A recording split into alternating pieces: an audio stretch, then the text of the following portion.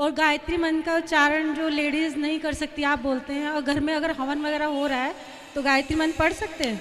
ये पंडित जी कहते हैं, ब्राह्मण गुरु आचार्य शंकराचार्य ऋषि महर्षि चारों वेदों को तो घोट लेते हैं, कंठस्थ याद कर लेते हैं, और उसमें जो विशेष वस्तु है मंत्र जो जाप करने का उसको मूल नहीं रखते, उसको आधार नहीं मानते।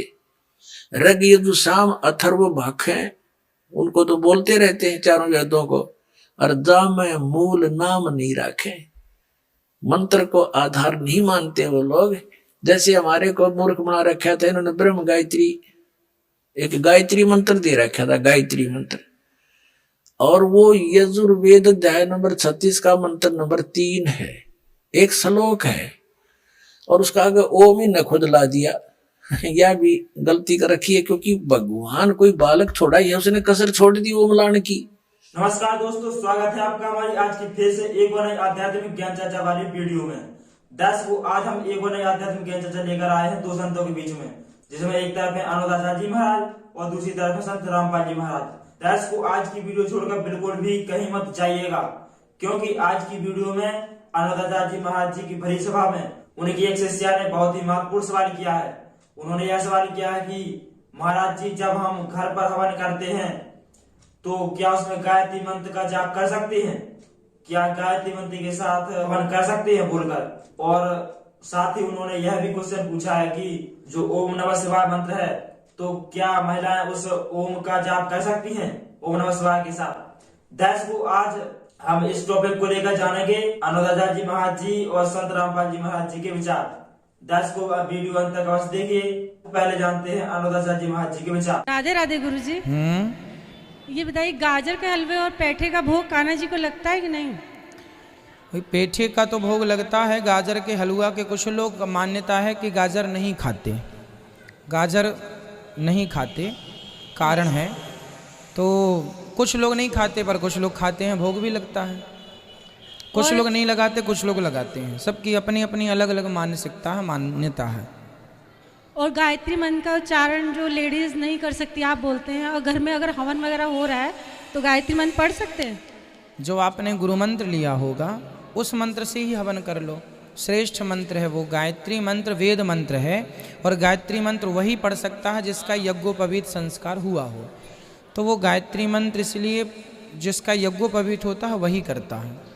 और एक सवाल और है, ओम नमः शिवाय में बोलते हैं कि ओम का उच्चारण लेडीज नहीं कर सकती हैं। नहीं, ऐसा नहीं है, ओम का उच्चारण लेडीज कर सकती है। ओम जो ओमकार है, ओम, इस ओमकार को लेडीज नहीं इसलिए करती, कारण भी है इसका कि जब ओम हम बोलते हैं ना लंबा, तो हमारी नाभि में उसका जोर पड़ता है, तो कहीं नारी स्त्रियों का लंबा उच्चारण करने से गर्भाशय डैमेज ना हो, इसलिए। बाकी आप ओम नमः शिवाय या ओम नमो भगवते वासुदेवाय में जो ओम है सामान्य रूप से आप उसका जाप कर सकते हैं, कोई अपराध नहीं है, कोई बुराई नहीं है। जय श्रीमन नारायण। जय श्रीमन नारायण। को अब जानते हैं संत रामपाल जी महाराज जी के विचार। परमात्मा कबीर जी ने तो यहाँ तक व्याख्या करी है, अपनी महिमा आप बतावे हैं। कबीर राम बुलावा भेजिया, दिया कबीरा रो, जो सुख है संत के संग में वो बैकुंठ में ना हो। बैकुंठ में तो वह आग लाग रही है जो यहाँ पृथ्वी पर लग रही है, छोटे और बड़े की, निर्धन और धनी की। जो घनी भक्ति करके चला गया उसको ऊंच पद मिल गया, थोड़ी भक्ति कर रहा है वहां कोई कलर कलर लग गया, वही नो क्यों नो बकवादे हैं। तो परमात्मा कहते हैं राम बुलावा भेजिया कि चलो स्वर्ग में। कबीर साहब हमें बताना चाहते हैं कि आपकी एक दिन ऐसी दशा हो जाएगी कि हमने स्वर्ग ना चाहिए, बाढ़ में जाए सा स्वर्ग जो हमारी पूंजी नाश कर रही, गधे बनते रहे हम। तो जो सुख है संत के संग में, साध के संग में, तत्वदर्शी संत के संग में, वो बैकुंठ में ना हो।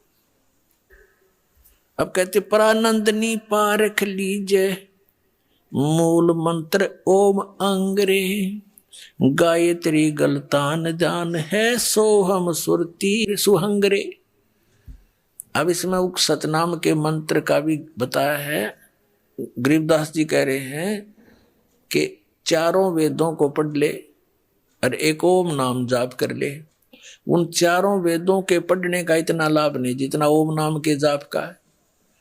तो कहने का भावार्थ है कि सदग्रंथों में जो सब कुछ ज्ञान दे करके निष्कर्ष बताया है कि इस मंत्र के जाप से मोक्ष होगा, तो वो जड़ी है, वह जड़ी खाने से लाभ होगी, जड़ी के गुण पढ़ने से नहीं।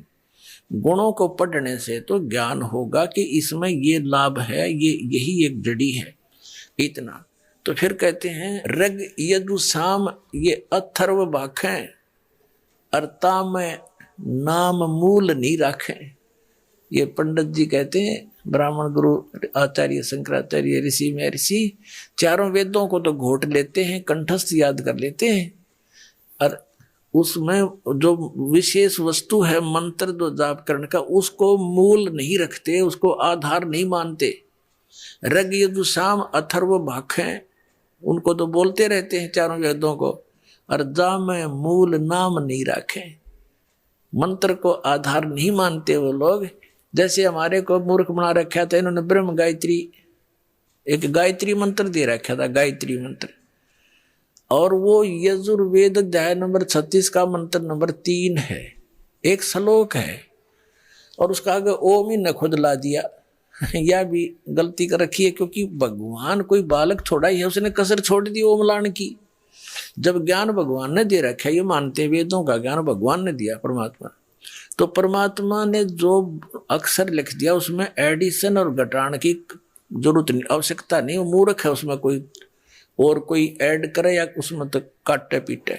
जैसे एक पिस्टन बना रखा है कंपनी ने, मोटरसाइकिल कार गाड़ी जो भी जिसका, और उसको एज इट इज ही फिट करना बुद्धिमता है, उसमें कोई और नट वेल्ड करके छोटा मोटा, और कोई ने होगा देखा भी ज्यादा वर्केबल हो गया, उसने तो नाश कर दिया। वो तो मूर्ख आदमी है, उसका उसे बैठा दिया, उसके तो फिट नहीं हो सकता। तो परमात्मा का की महिमा है वेद, और ओम नाम है ब्रह्म का, और महिमा है परम अक्षर ब्रह्म की। अब प्रधानमंत्री का आगे और कोई मंत्री लिख के भेज दे, मंत्री जी, मुख्यमंत्री जी, पहले तो वो एप्लीकेशन स्वीकार नहीं हो, वापस भेज देंगे, ये तो मुख्यमंत्री का जाएगा, भेजो इसको। तो प्रधानमंत्री का आगे मुख्यमंत्री लिखने में तो सारा काम बिगाड़ दिया तुमने। मूर्ख ये बिना पता मैं प्रधानमंत्री हूँ या मुख्यमंत्री। वो एक गायत्री जाप बताया करते हैं, वेद का एक मंत्र, इसको 1 लाख बार जाप कर लो। पुण्यात्माओं, अकल का टोटा था यो हमारे अंदर, ज्ञान नहीं था, इसे वो हमने गुरु मिले थे। अब जैसे वेदों में परमात्मा की महिमा है उनके मंत्रों में, जैसे बिजली है और बिजली के गुण लिख रखे हैं किसी कागज पर, या पंखा चलाती है, ट्यूबवेल चलाती है, दूध रिड़क देती है, दूध बिलो देती है, और जो है अंधेरे को उजाले में बदल देती है। तो ये गुण है, ये बिजली के गुण हैं।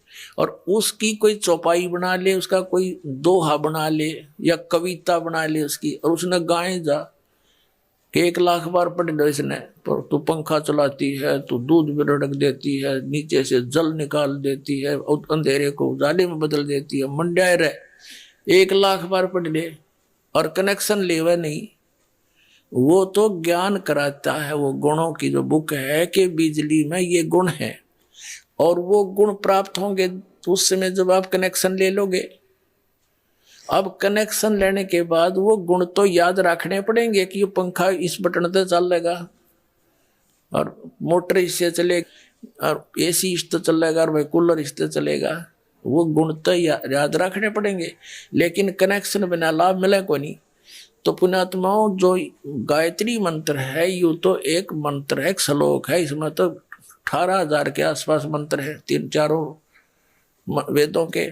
तो वो एक के पढ़ने से क्या होगा, वो तो ज्ञान तो हुआ भगवान का, लेकिन वो लाभ मिलेंगे इस दास के पास है वो कनेक्शन, ये लाइन मैन है उस परमात्मा का, यो देगा अपना कनेक्शन।